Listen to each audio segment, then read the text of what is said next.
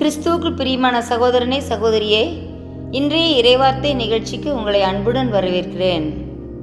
இன்றைய நாளில் கர்த்தர் நமக்கு கொடுக்கக்கூடிய இறைவார்த்தை நீதிமொழிகள் 10ஆம் அதிகாரம் 9வது வசனம்.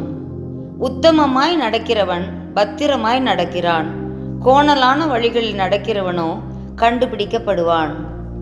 இந்த இடத்துல நாம் பார்க்கிற போது 2 வகையான நடத்தலை குறித்து சொல்லப்பட்டிருக்கிறது. உத்தமமாய் நடக்கிறவன், கோணலான வழிகளை நடக்கிறவன் என்று சொல்லி.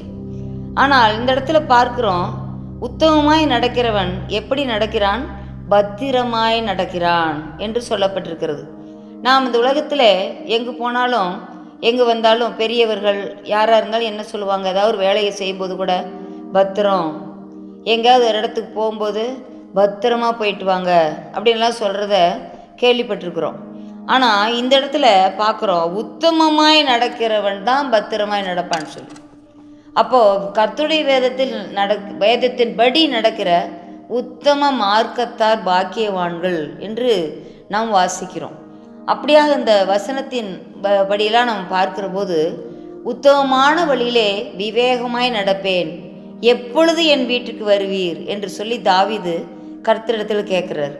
அப்போ பாருங்கள், நம்ம உத்தமமான வழியில் உத்தமமான மார்க்கத்தில் தேவன் என்ன சித்தம் வச்சிருக்கிறாரோ அந்த சித்தத்தை கேட்டு அவருடைய சத்தத்தை கேட்டு அவருடைய வழியில் நாம் நடக்கும்போது நாம் பத்திரமாய் நடப்போம். பார்த்தீங்களா, அழகாக அதில் சொல்லப்பட்டிருக்கிறது. ஆகவே இந்த உலகத்தில் அநேக வழிகள் உண்டு. நம்ம மனதும் மாம்சமும் விரும்பின வழிகள் உண்டு.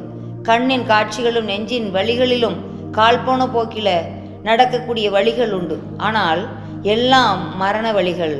ஆனால் கர்த்தர் சொல்லுகிற அந்த உத்தமமான வழியிலே நடக்கும்போது நாம் அதில் பத்திரமாயிருப்போம். பத்திரமாய் ஆண்டவர் நம்மை இந்த உலகத்தில் படைத்த ஒரு நோக்கம் அப்போது தான் நிறைவேறும். நம்ம வாழ்க்கையில் ஒரு தாறுமாறாய் போகிற வாழ்க்கை காணப்படக்கூடாது. வேதம் சொல்லுகிற தாறுமாறாய் ஓடுகிற பெண்ணோட்டகம் போல இருக்காதே என்று சொல்லி, அதே போல் காட்டு கழுதியை போல இருக்க வேண்டாம் அப்படின்னு சொல்லியிருக்கு. அப்படியெல்லாம் பார்க்கிற போது இந்த இடத்துல பார்க்குறோம், நாம் அழகாக தேவ சாயலிலே உருவாக்கப்பட்ட மனிதர்களாகிய நாம் எப்படி இருக்க வேண்டும் என்று சொல்லி ஆண்டவர் விரும்புகிறார்னா, ஒரு விலங்குகளைப் போல நாம் என்ன செய்யக்கூடாது? நம்ம தாறுமாறாய் கோணலான வழிகளில், நம்ம குறுக்கு வழியில் அப்படிலாம் நம்ம செல்லக்கூடாது. ஆண்டவர் நமக்கு நேரான பாதையை காட்டியிருக்கிறார். கர்த்தருடைய வழி உத்தமர்களுக்கு அது அரணாக இருக்கிறது. பார்த்தீங்களா, உத்தமர்களுக்கு கர்த்தர் துணை என்று நாம் வேதத்திலே பார்க்கிறோம். ஆகவே நம்முடைய வாழ்க்கையில் உத்தமமாய் நடக்க வேண்டும். உத்தமமாய் பின் சென்ற அநேகரை நாம் பார்க்கிறோம். அவருடைய வாழ்க்கையிலாம் அவர்கள் தேவனால் அவர்கள் உத்தமன் என்று ஒரு பெயர் பெற்றார்கள். பரிசுத்த பவுல் தனக்கு கீழே வேலை செய்த உடன் ஊழியனாகிய தீமோத்தேயை குறித்து என்ன சொல்கிறார்?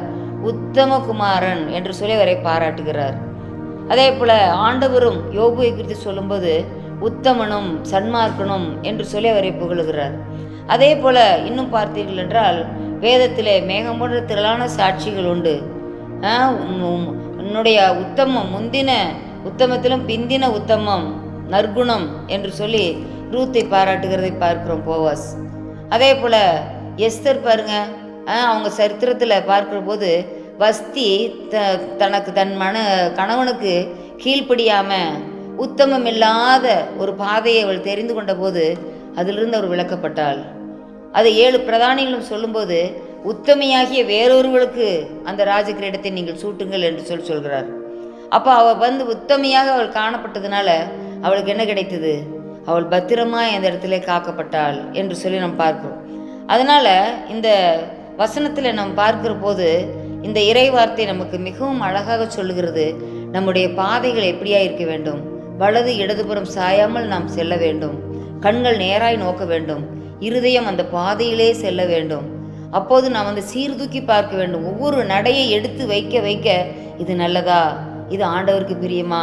இது ஆண்டவர் இந்த வழியிலே நடந்தால் அவர் பிரியப்படுவாரா என்று சொல்லி நாம் பார்க்க வேண்டும். அழகா ஃபாதர் பாடும்போது சொல்கிறார், கடந்து வந்த பாதைகளை திரும்பி பார்க்கிறேன், கண்ணீரோடு கர்த்தாவுக்கு நன்றி சொல்கிறேன் என்றார். அது மாதிரி நம்மளுடைய பாதைகள் நம் பிறந்த நாள் முதல் இந்த நாள் வரைக்கும் நாம் நடந்து கொண்டிருக்கக்கூடிய பாதைகளெல்லாம் எப்படி இருக்கிறது? நீதிமானுடைய பாதைகள் நடுப்பகல் வரைக்கும் அதிகமாக பிரகாசிக்கிற சூரிய பிரகாசம் போல் இருக்கும் சொல்கிறார். அப்போ அவருடைய பாதையானது ராஜபாதை என்று சொல்லப்பட்டிருக்கிறது. அதில் நாம் நடக்கும்போது நிச்சயமாக நாம் அந்த ஜீவ கிரீடத்தை பெறக்கூடியவர்களாக நாம் நடக்க முடியும்.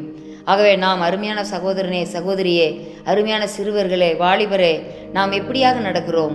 நாம் படிக்கும் இடத்திலே, குடும்பத்திலே, சமுதாயத்திலே நாம் உத்தமமாய் நடக்க வேண்டும், உண்மையாய் நடக்க வேண்டும். அப்படியாக நாம் அப்படி ஒவ்வொரு நாளும் நடப்பதற்கு தேவையான அறிவை, நல்ல ஆலோசனையை, நல்ல கண்டித்து உணர்த்தும் கிருபையை ஆண்டவர்கிட்ட நம்ம என்ன செய்யணும்? கேட்டு அவருடைய சத்தத்தை கேட்டு நம்ம நடக்கணும். அப்படியா நடக்கும்போது எல்லாரிடத்திலும் நான் நல்ல பேர் எடுக்க முடியும். அப்படிப்பட்ட ஒரு ஸ்லாக்கியத்தை இந்த நாளில் ஆண்டவரே, நான் இதுவரைக்கும் நடந்து வந்த பாதைகள் எப்படி வேணாலும் இருக்கலாம், நீர் எனக்கு முன்னால் கோணலானவைகளெல்லாம் செவையாக்கும் ஆண்டவரே, கரடு முன்னாள்களால் தாழ்த்தும் ஆண்டவரே, பள்ளங்களெல்லாம் உயர்த்தும் ஆண்டவரே, உத்தமமான வழியிலே நான் விவேகமாய் நடப்பாண்டவரே என்று சொல்லி ஆண்டவர்கிட்ட ஜெபத்தோடு நாம் கேட்கும்போது ஆண்டவர் நம்மை ஆசீர்வதிப்பார். எங்களை மிகவும் நேசு வழிநடத்துகிற எங்கள் அன்பின் பரலோக பிதாவே, ஆண்டவரே உத்தமமான வழியிலே நாங்கள் நடக்க, ஆண்டவரே உத்தமமாய் நடக்கிறவன் பத்திரமாய் நடக்கிறான் என்று சொல்லி நாங்கள் சிந்தித்தோம்ப்பா.